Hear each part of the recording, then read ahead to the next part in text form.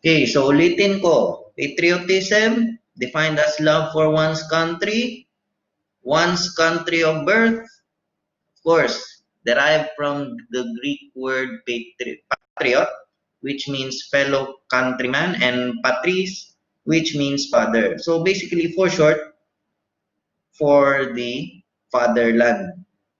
Yan, for the fatherland.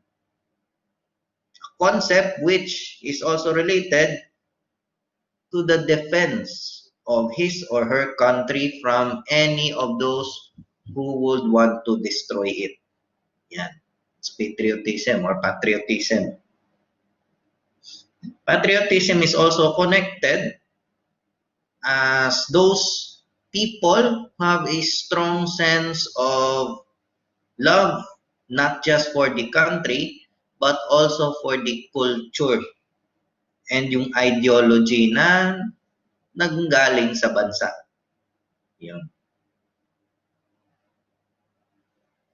Okay, so there's a link there sa inyong nakikita sa screens that is talking about postmodern perspective of patriotism or patriotism. Yan yun. As you can see below it, i-highlight ko na lang. Traditionally, patriotism comprises of love for one country, loyalty, defense of one country, sacrifice, which is of course kasama niyan sa pagdepensa sa bansa, and support of the country itself. Yan.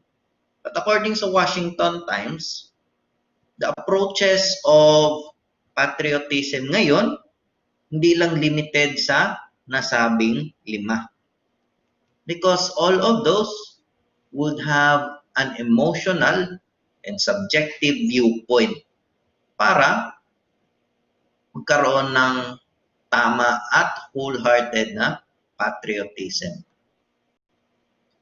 Okay? Next. Patriotism is considered to have different meanings. Napakarami. Iba-iba yan sa ibang bansa. Some others, according kay Johnson, patriotism is the courage of national self-determination. Yan, basis of national independence. As we all know, if a country is independent from others or virtually independent, yung kaya na nilang suportahan ang kanilang sarili, kanilang mga mamamayan, then patriotism can bloom. Pwede na yang lumago. Kasi nagiging bansa na eh. Meron ka ng pagmamahal sa bayan. So, up to this point sa history ng mundo, meron pa rin mga bansa na hindi pa rin independent sa ibang bansa. That is one of the reasons bakit nagkakaroon ng riot sa Hong Kong. Kasi Hong Kong is technically an administrative province of China. Yun ang Pilipinas, so we're sovereign. We have independence. We've gained independence. Pero ang Hong Kong hindi.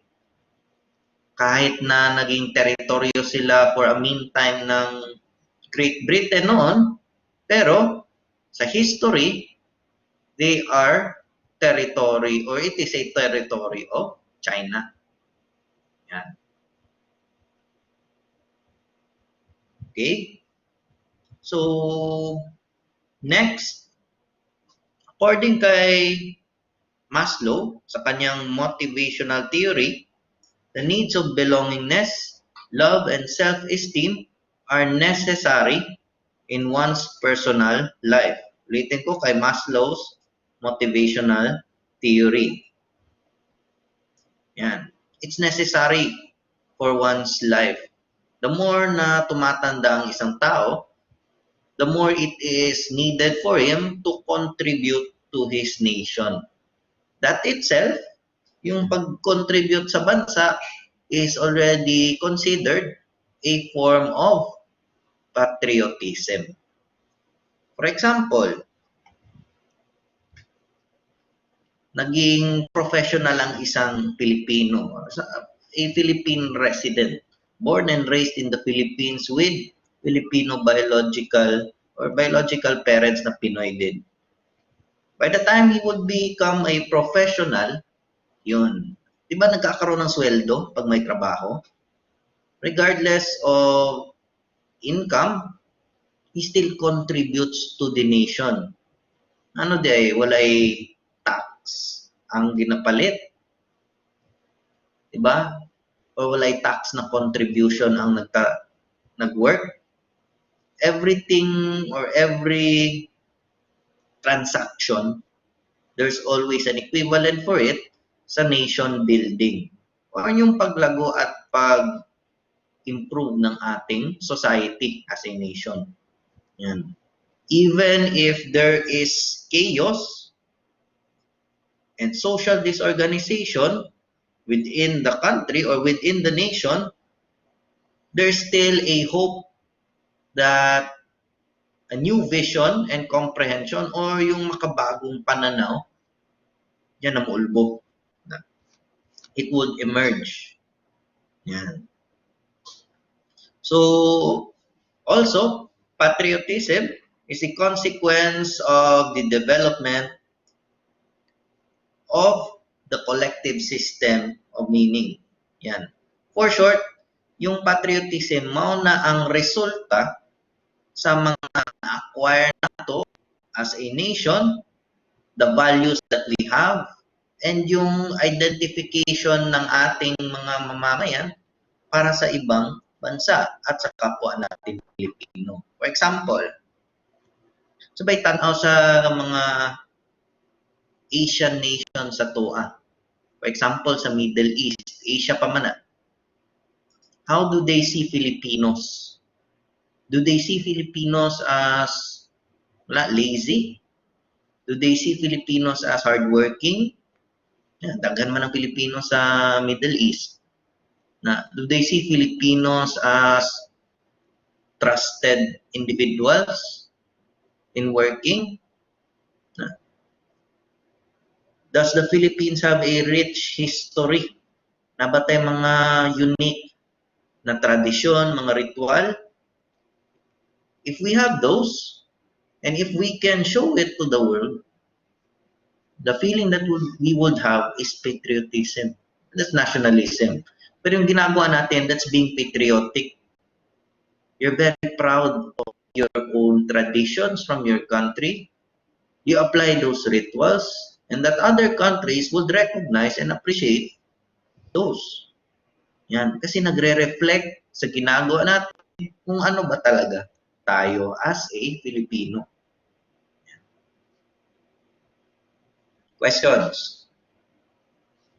I still have 5 minutes. Pangutanan ninyo.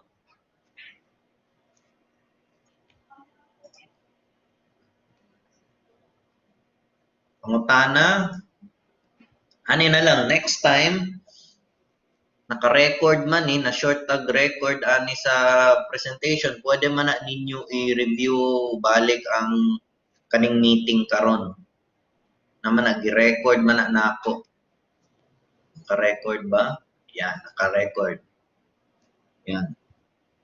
So sa mga naputlan or hinay connection, pwede man na ninyo ibalik sunod o view kung naamoy connection. Okay? Sa patriotism, that's basically a mental state. Hindi that mental state or thinking, the thinking of having patriotism would translate into physical actions. Yan. Diba? For example, modula ang Gilas Pilipinas laban sa US, pohon sa basketball. What do you feel kung makakita kayo, mga Pilipino, BTS Army ang mga yan, pero nakikipaglaban sa mga kano, di ba? Their sense of pride.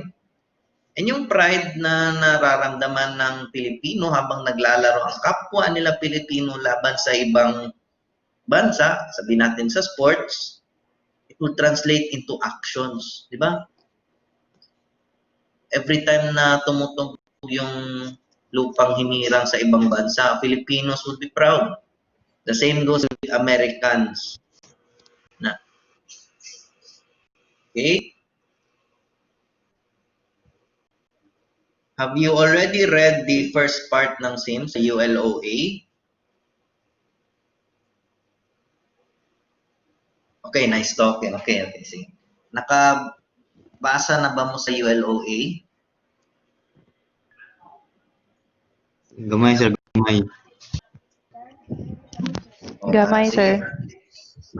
If you have questions, kanang complex na kaayo na reasons or kanang unsa, iunsan niyo sa GC na ayaw ng PM sa kay daghantang nagpundo ang trabaho ani.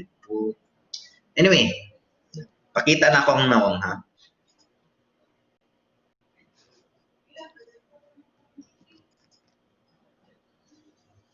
Okay.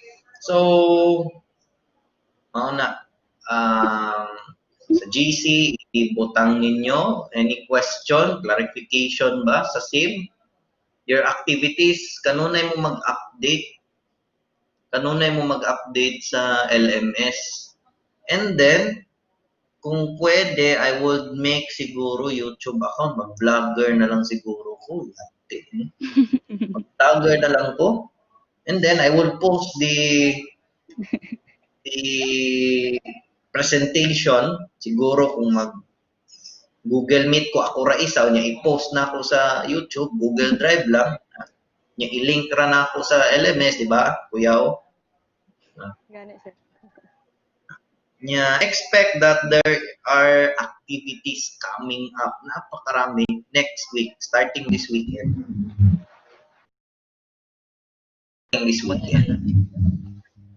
Daghan mga hatag na ko sa inyo murag isa, ha? Mga 21 pa kabuok ang nabiling activities bago mag first exam. 21 ka activities. Halo-halo na essay, na ay ang hiya ning word. Anyway, so I understand na lisod ang Giga sa Globe ba ng Giga, sir? Oh. Yes, sir. So I'll make ang utilization ang Google Meet. Ora ni collab. That's why I'm using collab. Okay? Questions, my friends? Wala na? Wala na ipangutana? None, sir. Okay, so that's all for today. And then I would see you when I see you. I'll just post when is the next meeting. Okay? Yes, Okay, Mr. sir. Sayad. Saman. Question. Oh, ako nang nasa video. Saan na? Dami na ako. Saan na? Sige, saan may pangutana? Wala na pangutana. Sa Friday bang exam? Yes po. Friday. Gilak pa na ako na. Di pa na not viewable for student. Ito, ano man good na. Buhat mig exam ron. And then, we would open it alas 12 sa buntag. 12 a.m. on the day of the exam, which would be on Friday. And then, yun, next Friday pala. And then hanggang 11:59 of the same day. So, murag 24 hours or 23 hours and 59 minutes na. Okay? Questions, mga girls? Na. Questions, mga girls?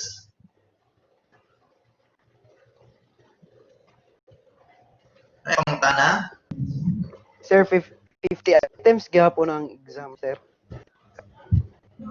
Gusto man ako 100. Pero ingon daw nila isip ay sig yaga-yaga dira 50 lang daw ata masing maglahi pa ng ilang mind so 50 lang gyapon murag gi-online lang inyong exam mura na so thank you and please continue reading your sim yan walang iwanan na patay naman sa Kobe ba anyway so see you next time that's all for today and have a good day sa inyo okay Thank you, sir. Thank you, sir. Yes, sir. Ini.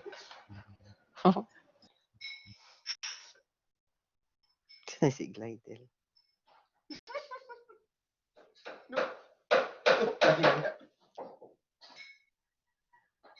Mag-aso. Apil sir. Doon ka na lang, pre. Abot lang. Oh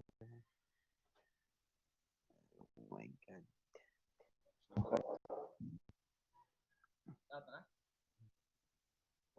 Nata.